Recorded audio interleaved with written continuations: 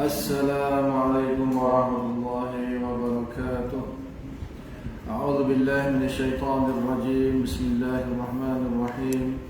إن الحمد لله نستعينه ونستغفره ونؤمن به ونتوكل عليه ونعوذ بالله من شرور أنفسنا ومن سيئات أعمالنا. من يهده الله فلا مضل له ومن يضلله فلا هادي له. أشهد أن لا إله إلا الله وحده لا شريك له وأشهد أن محمدا عبده ورسوله. اللهم صل على سيدنا محمد وعلى آله وصحبه أجمعين وبارك وسلم. أما بعد. بسم الله الرحمن الرحيم. والعصر إن الإنسان لفي خسر إلا الذين آمنوا وعملوا الصالحات وتواصوا بالحق وتواصوا بالصبر. صدق الله العظيم. وقال رسول الله صلى الله عليه وسلم: من سلك طريقا يلتمس فيه علما سهل الله له به طريقا إلى الجنة. Atau kama qala sallallahu alaihi wasallam. Alhamdulillah, syukur kita kepada Allah Subhanahu wa taala kerana masih lagi diberi kesempatan untuk kita laksanakan kewajipan kita solat fardu maghrib secara berjemaah, dan insya-Allah sebentar kita menunggu solat Isya ni kita sambung pengajian kita. Dan malam ni insya-Allah pengajian akidah berpandukan kitab Kifayatul Awam insya-Allah. Dan kita mulakan dengan bacaan kita Al-Fatihah.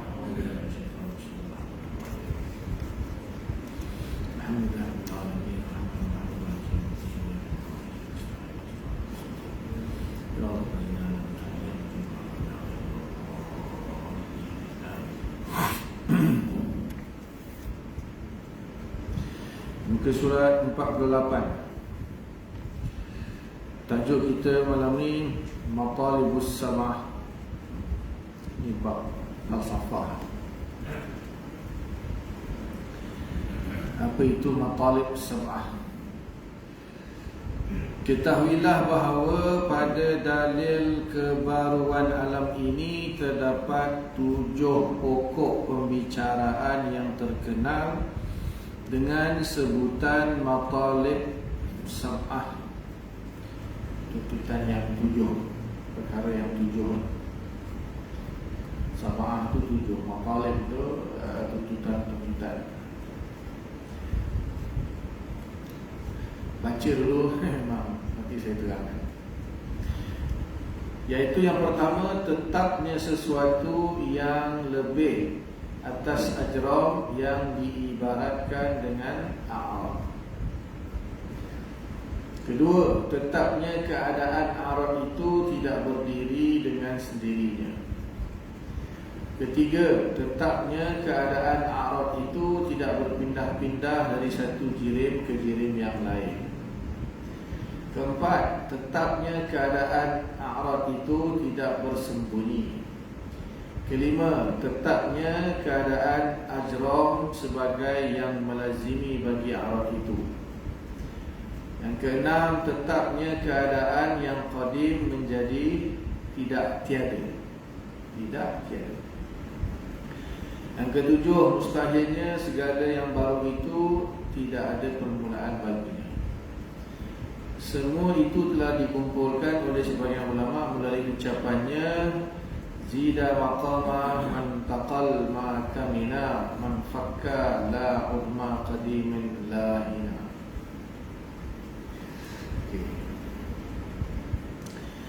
Apa itu Matalib Sam'ah ni? Dia satu tajuk lah, satu bagi nama, iaitu bagi a'rad.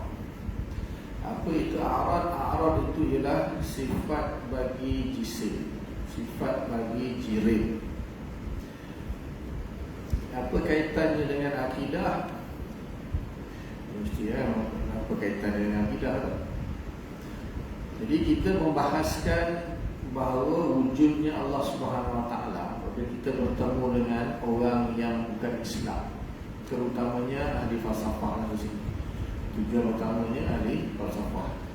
Apabila kita bertemu dengan ahli falsafah, berlaku pertembungan di antara ulama Islam dengan cendekiawan falsafah.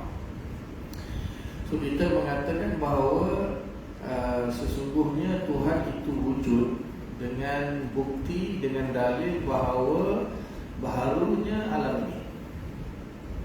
Alam ini wujud dan alam ini dia baharu. Benda yang baharu bermaksud benda yang wujud daripada tiada kepada ada. Dan memang kita asal awal-awal tu kita memang tak nampak benda. Walaupun kita pun bila kita dah lahir, kita tengok alam ni dah ada. Bumi dah ada, langit dah ada. So kita nak mengatakan dulu langit tak ada, dulu bumi tak ada, macam mana kita nak bukti? Memang kita pun kan? Tapi ahli falsafah itu sendiri pun dia masih tak ada. Dia pun tak ada, kita pun tak ada, sama-sama tak ada. Jadi ahli falsafah itu bila ketika dia lahir, ketika dia jadi ahli falsafah kan, ketika dia lahir pun dia tengok alam ni dah ada. Kita pun bila kita lahir, kita tengok alam ni dah ada. Okey, sekarang ni macam mana kita nak buktikan bahawa alam ini baru, benda yang baru, benda yang wujud daripada tiada kepada ada. Sebab ahli falsafah kata alam ini wujud sejak qadim. Wujud sejak qadim. Maknanya tak ada permulaan, alam ini memang qadim, benda yang wujud macam seperti Allah kan. Allah qadim. Dan dia kata alam pun qadim. Alam pun qadim. Kita kata tak, mana boleh alam ini qadim? So kita depan ini, dia kata alam ini qadim. Kita kata alam ini tak qadim, alam ini baru. Apa bukti alam ini baru? Apa bukti alam ini baru? Kita kata bukti alam ini baru ialah alam ini memiliki sifat-sifat yang baru. Sifat-sifat yang baru. Setiap perkara yang memiliki sifat yang baru, dia baru. Mana boleh dia qadim tapi dia ada sifat yang baru? Mustahil. Sesuatu yang qadim dia tak akan ada sifat yang baru. Sifat dia pun akan qadim. Mustahil dia qadim, sifat dia baru. Itu mustahil. Itu kalau falsafah dia akan terima, dia tak boleh nak tolak. So kita kata dia kita ada 7 bukti yang menunjukkan bahawa alam ini baru. Ini matlaul salah ni 7 tu lah, 7 perkara yang menunjukkan bahawa alam ini baru. Alam ini baru. Okey, yang pertama dia kata apa? Tetapnya sesuatu yang lebih atas ajram yang diibaratkan dengan a'rad. Okey. Dua perkataan dia masih lagi kekalkan bahasa Arab lah, tapi ada kita pakai juga dalam bahasa Melayu. Ajram tu jirim lah. Jamak atau plural bagi jirim. So ajram jirim sama. Jirim tu mufrad ataupun singular. Ajram tu plural. Ataupun bahasa Arab yang panggil jamak. Kalau kita kata benda, bahasa yang mudah, bahasa kita jirim tu benda. Jirim tu benda. Arad apa? Arad sifat bagi benda. Arad itu sifat bagi benda. Jadi kita kata yang pertama, setiap jirim dia ada benda tambahan atas dia, iaitu sifat dia, yang kita panggil arad. Setiap benda ada sifat.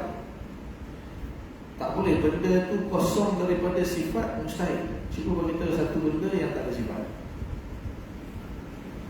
Satu benda yang tak ada sifat. Semua benda ada sifat.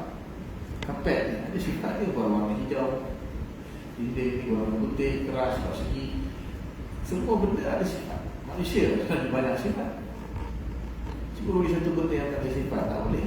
Mesti setiap benda ada sifat.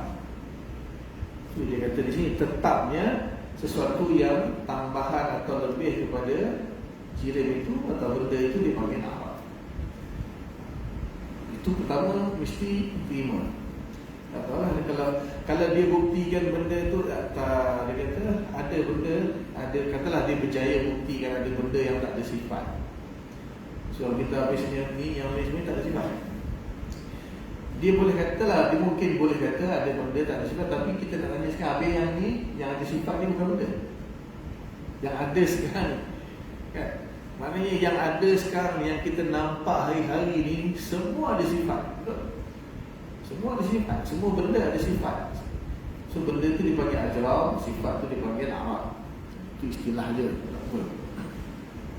Setuju tak setuju? Kita tanya dia.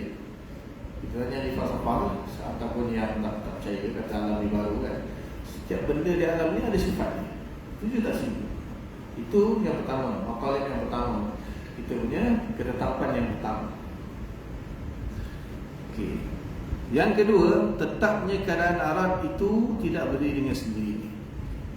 Sekarang dah setuju kan? Ada benda, ada sifat dia. Ada arad, ada jirim, ada sifat dia. Dah setuju kan? Okey, boleh tak sifat jirim itu dia berdiri dengan sendiri? Sifat, contohnya lah, macam contohnya, mungkin kapet ni warna hijau. Boleh tak hijau ini wujud dengan sendirinya tanpa kapet? Tak boleh. Tak boleh. Keras di dinding itu kita cabut daripada dinding. Keras asing, dinding asing. Boleh? Tak boleh. Maka arad ataupun sifat bagi jirim, dia tak boleh dipisahkan daripada dia. Mesti menetap di atas jirim. Setuju tak setuju? Kalau dia tak setuju, ibu suruh dia bukti kan? Keluarkan hijau daripada kapet ni. Dia pun tak boleh buat. Okay. Yang ketiga, tetapnya keadaan arad itu tidak berpindah-pindah dari satu jirim ke jirim lain. Kita tukar keras di dinding ni pergi ke kapet ni, hijau ni kapet ni pergi ke dinding ni, boleh? Tak boleh. Tak boleh.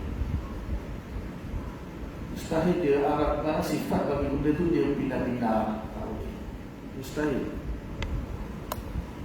Yang keempat, tetapnya keadaan arad itu tidak bersembunyi.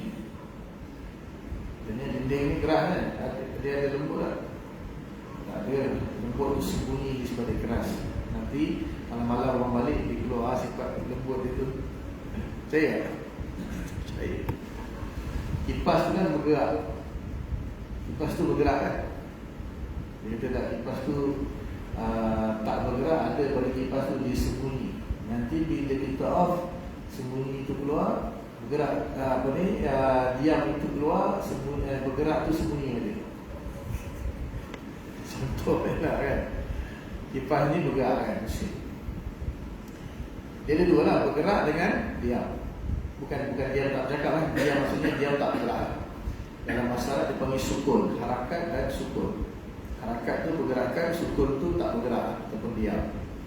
Okay, sekarang ni kipas ni, kita kata kipas ni bergerak kan? Kita kata tak, kipas ni bergerak, tapi sukun tu dia ada, disembunyi kat kipas tu. Nanti dia keluar. Bila dia keluar, harakat atau gerak tu sembunyi pula, sukun dia keluar. Kita kata mengawal itu mengawal. Tak ada. Dia bila dia bergerak tak ada diam, tak ada sukun. So bila kita berhentikan, pergerakan hilang. Dia akan bertukar, bergerak diam, bergerak diam. Tak mungkin ketika bergerak sukun sembunyi, ketika dia diam bergerak sembunyi. Tak mungkin.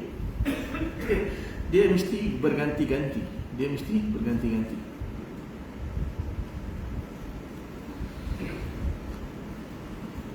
Yang kelima, tetapnya keadaan ajram sebagai yang melazimi bagi arab itu. Maka bagi setiap benda itu, dia hanya melazimi benda yang dipanggil ajram. Selain daripada ajram, jirim lah. Ajram itu jirim. Selain daripada jirim, apa boleh? Semua pergerakan, contohnya diam ataupun bergerak ataupun warna atau saiz apa semua tu, dia punya tempat dia apa? Jirim. Ada tak benda lain selain jirim? Arab ni selain daripada jirim ada tak dia menempel atau bertempat? Semua yang dia bertempat semuanya namanya jirim. Kemudian yang keenam, tetapnya keadaan yang qadim menjadi tidak tiada. Sesuatu yang qadim itu tidak boleh tidak ada. Sesuatu yang qadim itu tidak boleh tidak ada. Faham? Tidak boleh tidak ada maksudnya kena sentiasa ada, sentiasa ada. Jadi kalau kita nak katakan bahawa alam ini qadim, macam mana boleh alam ni kejap ada, kejap tak ada, kejap siang, kejap malam, kejap hujan, kejap panas, kejap bergerak, kejap diam. Benda yang qadim tak mungkin dia berubah-ubah. Ada dan tak ada itu berubah lah. Kejap ada, kejap tak ada, kejap ada, kejap tak ada. Dia berubah-ubah. Qadim sentiasa ada. Sentiasa ada, tak boleh dia ada. So kalau alam ini qadim, alam ini qadim pak macam mana alam ini kejap siang, kejap malam, kejap berubah-ubah dan dia berpusing kan? Dan satu masa nanti akan kiamat lah. Kita pokok kan tak ada waktu tumbuh, daun kecil waktu besar, daun hijau waktu coklat, macam-macam. Mana berlaku segala perubahan di alam ini menunjukkan kejap ada, kejap tak ada, kejap ada panas, kejap tak ada panas, kejap ada hujan, kejap tak ada hujan, kejap ada malam, kejap tak ada malam, kejap ada siang, kejap tak ada. Dia berubah. Itu menunjukkan alam ni bukan qadim. Sebab qadim dia tak boleh tak ada, dia mesti ada. Dia mesti ada, dia tak akan berubah. Dan yang ketujuh, mustahilnya segala yang baru itu tidak ada permulaan baginya. Benda yang baru mesti ada mula dia. Benda yang baru mesti ada mula dia. Benda yang qadim tak ada permulaannya, benda yang baru mesti ada mula dia. So alam ini baru. Sebab apa dia berubah-ubah, tukar-tukar. Maka dia mesti ada permulaannya. Mesti dia didahului dengan tiada, lepas tu baru diadakan. Mustahil alam ini qadim. So 7 ini kita nak lawan falsafah yang mendakwa alam ini qadim. Alam ni qadim, sentiasa ada semenjak. Macam alam dengan Tuhan ni sama, kata falsafah. So kita buktikan kat dia alam ni mustahil alam ni qadim. Mustahil alam ini qadim. Sebab yang qadim tak mungkin dia melanggar 7 kaedah ni. 7 kaedah matalib bersama ni sebagai satu bukti untuk kita menolak dakwaan ahli falsafah bahawa alam ini qadim. Dia kata alam ni baru, mesti diciptakan. Siapa yang ciptakan alam ni mesti ada satu kuasa yang qadim. Sebab tak mungkin yang menciptakan alam ni dia baru juga. Dia mesti qadim. Nanti lepas ni baru kita masuk kepada sifat qadim Allah Ta'ala. Ini maknanya kita berhujjah secara akal dengan orang yang tak menerima Al-Quran lah sebagai dalil. Sebab tu Asy'ariyah ni mazhab kita sebab ni kita bukannya berhujjah dengan orang Islam saja. Sepatutnya dengan orang Islam tak perlulah kita berhujjah kan. Dia Islam ni kena terima. Cuma mungkin dia Islam tapi dia terpengaruh dengan falsafah, terpengaruh dengan fahaman-fahaman lain. Ini hujahnya. Tujuannya kita nak berhujjah dengan orang Islam. Sebab orang Islam sendiri takkanlah dia tak percaya pun alam ni diciptakan oleh Tuhan kan. So orang akan salah faham. Kenapa ni Asy'ariyah ni dia orang ni falsafah sifat 20 ni falsafah. Ya betul memang falsafah. Tujuan kita nak counter falsafah ni. Seolah-olah dia orang ni macam nak Islam untuk Islam saja. Islam untuk Islam. Kita katakanlah hampir, kita boleh katalah 99% orang Islam mestilah percaya kepada Allah, percaya alam bumi langit ni Allah cipta.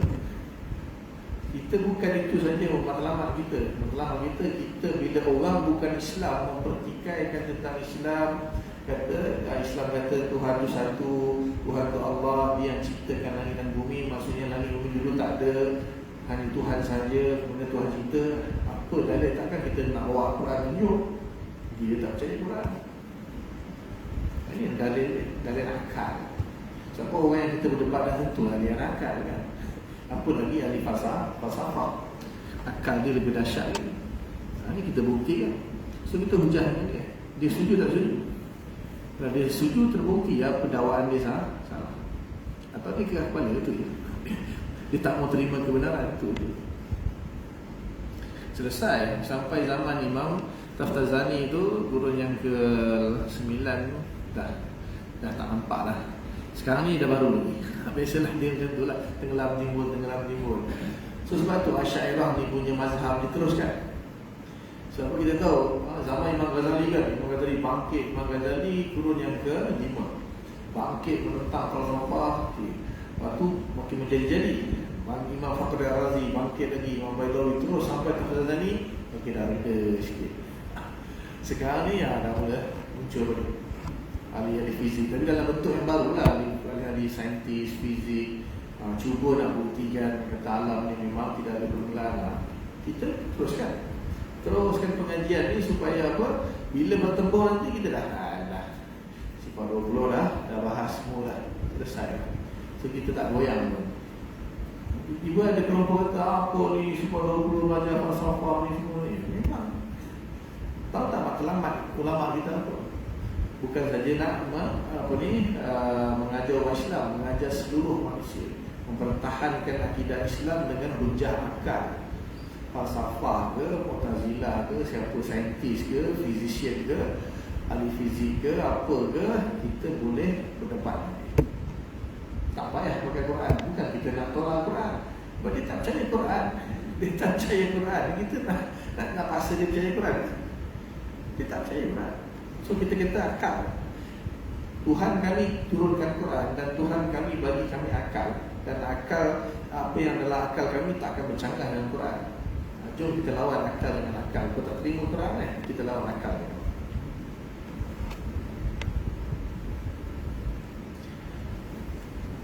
Jadi semua itu telah dikumpulkan oleh sebagian ulama melalui ucapannya. Maksudnya 7 perkara ini dikumpulkan dalam satu bentuk syair lah, iaitu zida maqama man taqal ma kamina man fakka la udma qadimin la hina.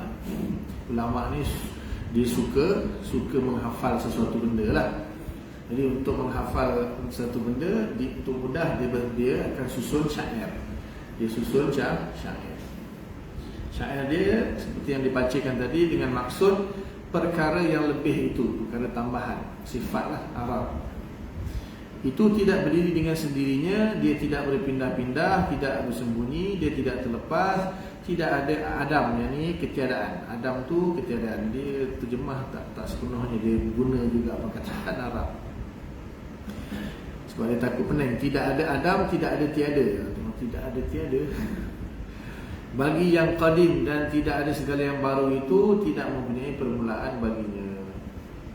Lafaz zida, ini saya apa yang sudah terangkan tadi itu dah jelaslah. Ini dia cuba nak menerangkan baik syair dia itu. Lafaz zida adalah isyarah kepada yang pertama dan merupakan bantahan kepada filosof atau filosof ahli falsafah lah, yang tidak menerima tetapnya sesuatu yang lebih atas ajram sehingga sah. Ada syah lah, ada sah. Lepas tu tak payah ruai lah, sah. Sah pendalilan dengannya atas barunya ajram ataupun jirim.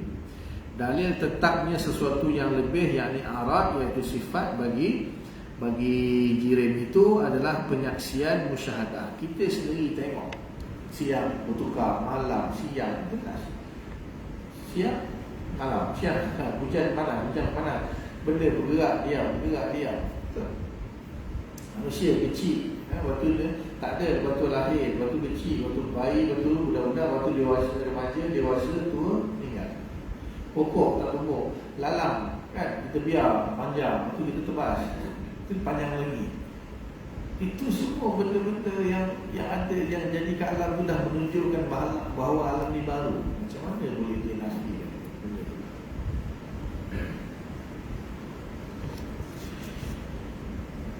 Lafaz maqama dengan membuang alih pada mim kerana wazan. Maksudnya dia terpaksa nak ini satu masalah lagi lah. Dia nak susun syair, jadi dia punya dia punya acuan dia tu. Dia tak boleh lebih perkataan, tak boleh kurang. Jadi kadang-kadang dia terpaksa membuang huruf. Patutnya mim tu ada alif, tapi kalau ditambah alif nanti terlebih dia punya kata-kata dia tu. Tak ada kaitan lah. Dia kata maqama, tapi dia terpaksa buang jadi maqama. Adalah isyarah kepada yang kedua dan merupakan bantahan kepada mereka yang tidak menerima ketiadaan arad, dengan alasan bolehnya dia berdiri dengan sendirinya jika jirim tidak bersifat dengannya. Dalil bahawa arad itu tidak berdiri dengan sendirinya adalah tidak masuk akal adanya sifat tanpa mausuf yang disifati, maka tidak masuk akal adanya gerakan tanpa yang bergerak. Contohnya kita kata itu putih. Apa yang putihnya? Putih. Kita kata putih. Putih. Apa benda yang putih? Putih. Apa benda yang putih? Tak faham. Betul? Kita takkan faham. Itu besar. Apa yang besar? Besar. Apa yang besar? Sebab besar itu sifat, putih itu sifat. Mesti ada maksud dia, mesti ada benda yang disifati. Dinding itu putih, oh dinding. Ini benda. Rumah itu besar, oh rumah besar. Besar sahaja, putih saja, mana orang faham? Sifat, kita sebut sifat saja, orang tak faham. Dia mesti ada dia punya, yang disifati itu mesti ada. Ya, yang disifati mesti ada. Maksudnya tak mungkin sifat itu berdiri dengan sendirinya tanpa mausuf atau tanpa jirim, tanpa benda.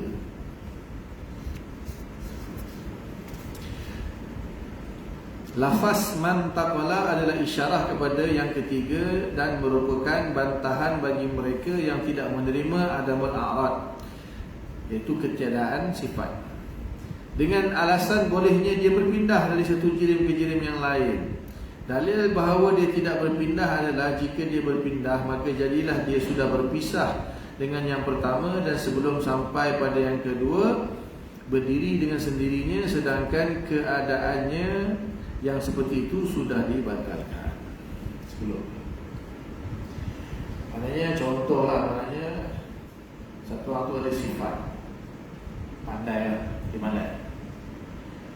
Itu dia tahun ni ada SPM lah, pinjam kau punya pandai, nanti suatu pulangkan balik, habis exam pulangkan balik, boleh?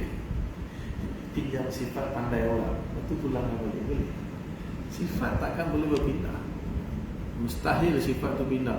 Aku tak nyusul lah, pinjamnya kau putih nyusul, nanti aku pulangkan balik, aku nak letik, nanti aku lepas letik aku pulangkan balik, boleh?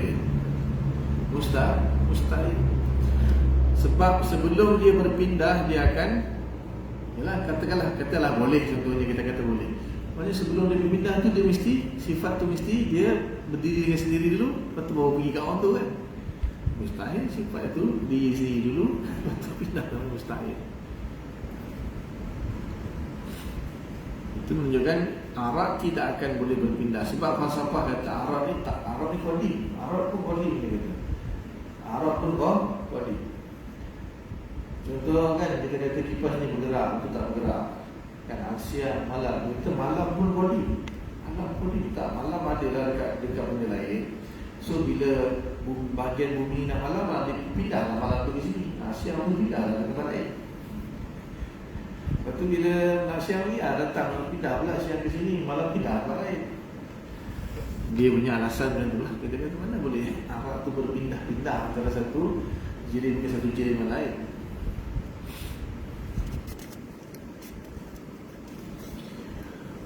Kemudian lafaz ma kamina adalah isyarat pada tempat yang keempat dan merupakan bantahan kepada mereka yang tidak menerima adamul a'rad dengan alasan bolehnya dia bersembunyi pada jirim.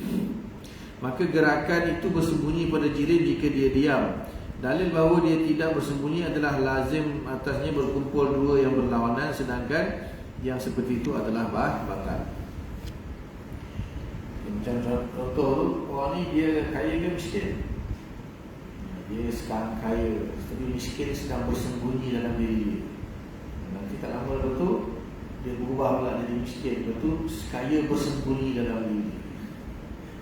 Jadi sebenarnya dia miskin dan kaya, maknanya dia miskin dan kaya, walaupun benda itu bersembunyi, kan mestilah ada pada dia sesuatu yang tersembunyi itu disembunyikan.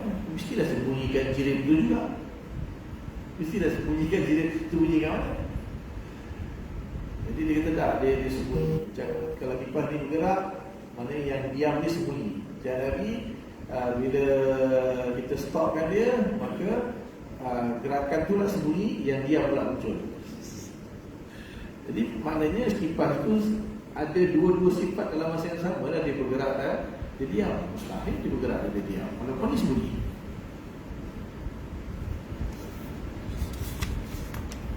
Sebelah lafal tu lafaz lah. Orang Indonesia dia lafal. Ini lafaz. Lafaz man fakka adalah isyarah kepada yang kelima dan merupakan bantahan kepada mereka yang tidak menerima pelaziman jirim bagi Arab. Pelaziman jirim bagi Arab maksudnya setiap benda ada sifat. Setiap benda ada sifat dan setiap sifat mesti ada benda. Dia tak terima. So kita kata mustahil terpisahnya antara sifat dengan benda. Dengan alasan bolehnya Arab itu terlepas dari jirim. Dalil bahawa dia tidak terlepas dari jirim adalah tidak masuk akal adanya jirim yang kosong dari gerak dan kosong pula dari kosong, itu maksudnya tiada gerakan dan tidak pula tanpa gerakan, kerana mustahil terangkatnya dua yang berlawanan. Cuba bagi tahu satu benda yang dia diam pun tidak, bergerak pun tidak. Satu benda yang dia diam pun tidak, bergerak pun tidak. Diam saja. Kalau dia diam, dia takkan bergerak. Kalau dia bergerak, dia takkan diam. Okay, dia tak diam dan tak bergerak. Ada? Kalau ada, bagi tahu. Tanya ahli falsafah tu, cuba bagi tahu dia. Itu benda yang dia tak bergerak, bergerak pun tidak, diam pun tidak. Buktikan dulu. Kalau boleh buktikan, kita terima alasan dia. Satu tempat yang malam, siang pun tidak, malam pun tidak. Cuba kita tahu. Satu tempat yang siang pun tidak, malam pun tidak. Ada? Ustaz, dia kalau siang, malam. Tak malam, siang. Ada, boleh senja-senja. Senja tu tengok lah. Kalau terang lagi, kita kata lah ada siang. Kalau dah gelap, kita kata malam.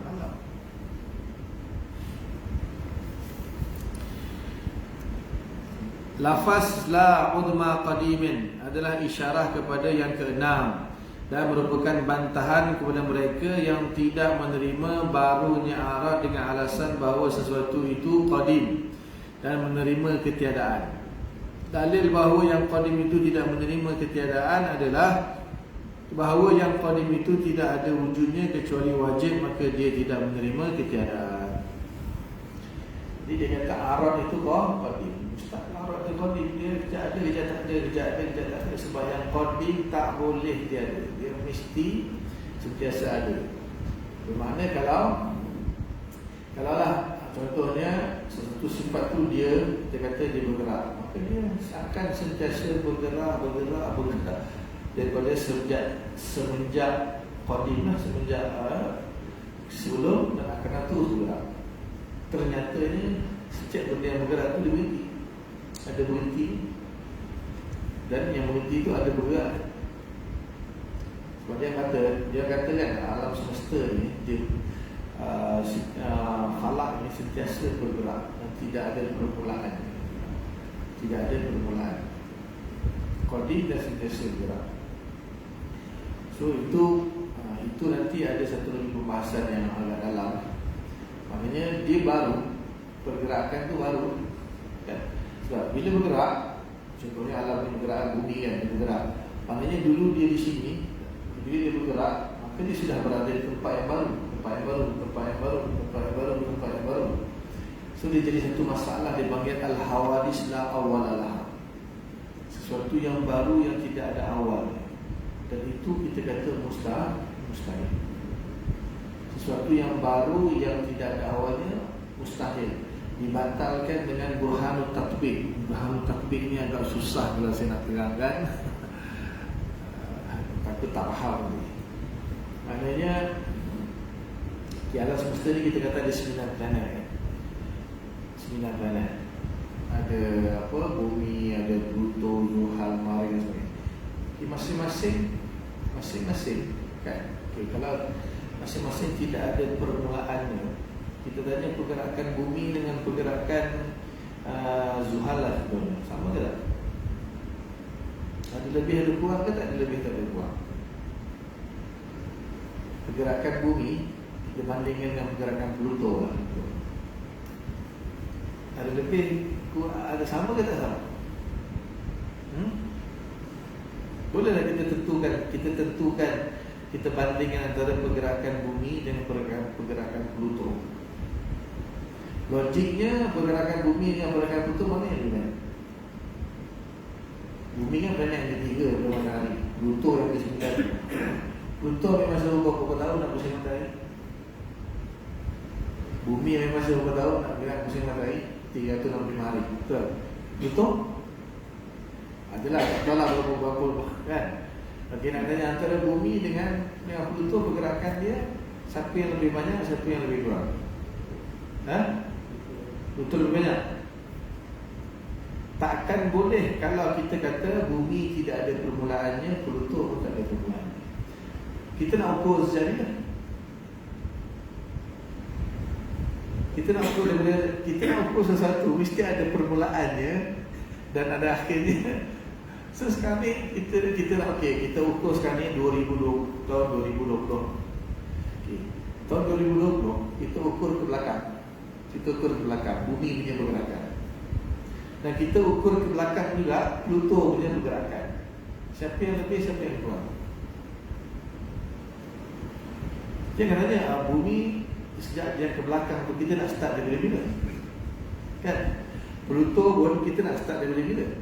Dia kata tak ada permulaan. So kalau tak ada permulaan, macam mana kita nak ukur? Maka kita tak boleh nak bandingkan antara pergerakan bumi dengan pergerakan Pluto. Sebab apa? Bumi tak ada permulaan. Pergerakan dia tak ada permulaan. Koordinat. Pluto pun pergerakan dia koordinat tak ada permulaan. So macam mana kita nak ukur antara pergerakan bumi dan pergerakan itu mana yang lebih, mana yang kurang? Faham tak? Nampak? Boleh fikir tak? Ni agak rumit sikit lah. Kalau kita ukur kan, kita ambil tahun, contohlah kita ambil tahun 2000 ke belakang tahun 1000 lah. Tahun 1000. Okay. Kalau kita kata tahun 2000 dengan tahun 1000, dalam masa 1000 tahun, kita tahu lah dalam masa 1000 tahun bumi punya pergerakan lebih banyak daripada Pluto. Sebab Pluto kan jauh, dia nak pusing matahari itu jauh. Bumi kan. Jadi dalam masa 1000 tahun kita boleh ukur, kita kata bumi lebih banyak bergerak daripada Pluto. Tapi sekarang ni Pluto tak ada permulaan, bumi pun tak ada permulaan. So kita nak kata siapa lebih banyak pergerakan? Tak boleh. Bila dua-dua tak ada permulaan, kita tak boleh kata bumi. Kita cuma kata bumi pergerakannya lebih cepat daripada, sebab dia dekat dengan matahari. Pluto lagi banyak, tapi jumlah ni kita tak boleh tentukan. Sebab apa? Kita nak start daripada bila pergerakan Pluto, kita Pluto tak ada permulaan. Bumi macam mana? Bumi pun tak ada permulaan. So macam mana kita nak ukur antara Pluto dengan bumi kalau dua-dua tak ada permulaan? Maka mustahil. Sedangkan kita tahu mesti setiap benda tu mesti ada permulaan. Mesti boleh dibandingkan antara satu sama lain. Tapi kalau tak ada permulaan, kita tak boleh nak kata lah pergerakan bumi lebih daripada pergerakan Pluto. Itu dipanggil burhan tatbiq, untuk menolak, mengatakan bahawa benda yang baharu ni dia tidak ada permulaan. Benda yang baru dia tidak ada permulaan, itu mustahil. Kalau dia nak buktikan pun dia tak boleh buktikan, dia boleh cakap je. Dia kata bahawa alam semesta ni qadim, tak ada permulaan. Kita semua dia buktikan. Pergerakan bumi semalam ada lagi tak? Pergerakan Pluto semalam ada lagi tak? Ada lagi tak? Dah tak ada lah. Pergerakan bumi semalam dah tak ada dah. Sekarang ni dia bergerak kan. Setelah dia bergerak, pergerakan yang lepas tak ada dah. So maknanya yang lepas tu dah tak ada. Yang lepas tu dah tak ada. So mustahil kita nak buktikan bahawa ya betul Pluto ni memang bergerak semenjak qadim. Kita buktikan. Memang dia pun tak boleh nak buktikan, kecuali kalau dia boleh back to the future. Dia boleh kembali ke zaman untuk pergi sama kita. Dia pun takkan jumpa zaman yang awal. Sebab apa? Sebab tak ada bukan.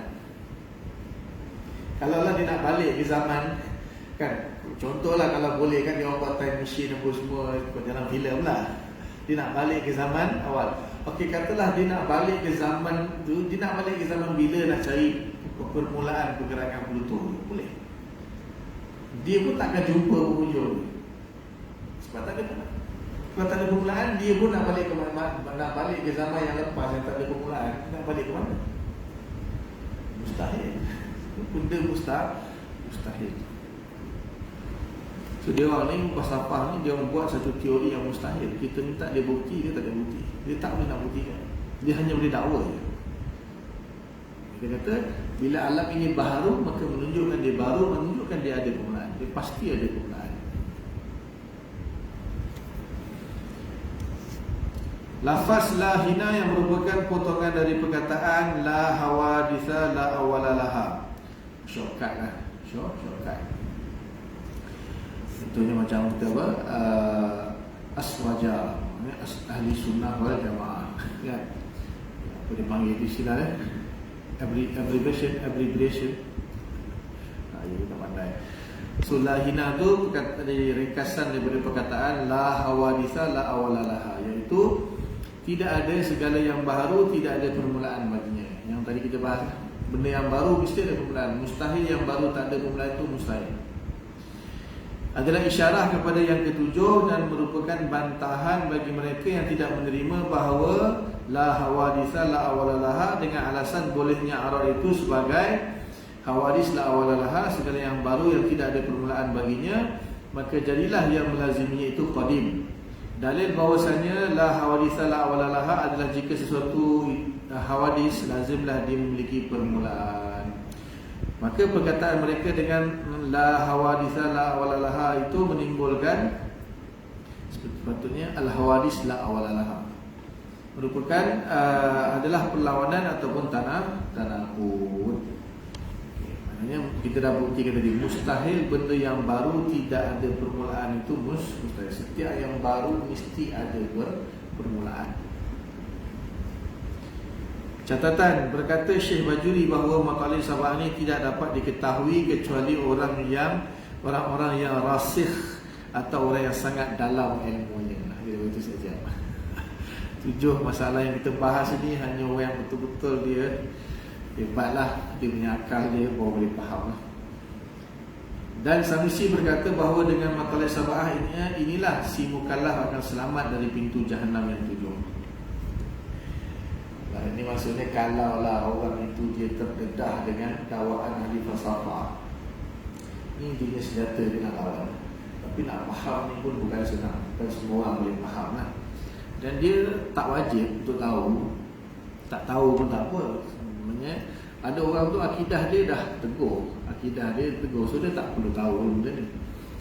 Ini cuma kita kata senjata tambahan lah. Maksudnya hujah tambahan untuk kita menyerang pemikiran-pemikiran falsafah yang kalaulah ada orang yang datang ahli falsafah yang nak menyerang, kita ada. Ilmu itu disimpan lah, diwarisi sampai sekarang. Tapi ini macam tuan-tuan ni, saya dah pernah kita belajar ilmu kan, sampai. Betul macam kita belajar ilmu kahwin dulu kan. Bukan berarti semua kena kahwin dulu. Belajar je.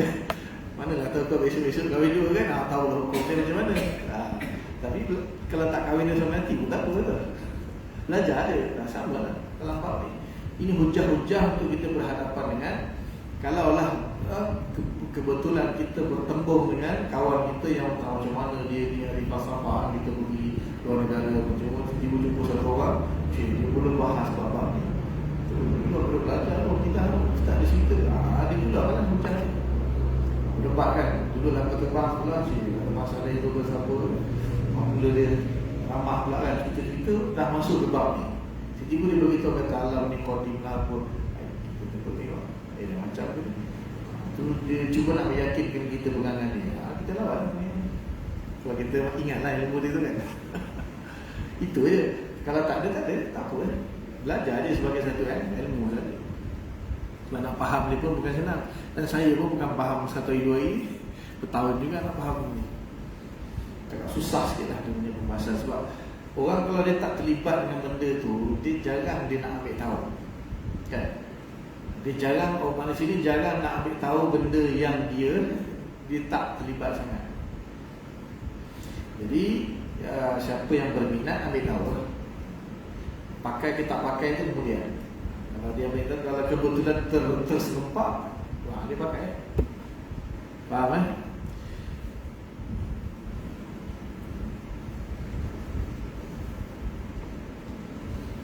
Dah azan ke belum azan? Tu iqamah. Cukup kan rasanya, nanti kita masuk sifat yang qadim pada bulan depan ke, bulan puasa insya-Allah. Tengok macam mana.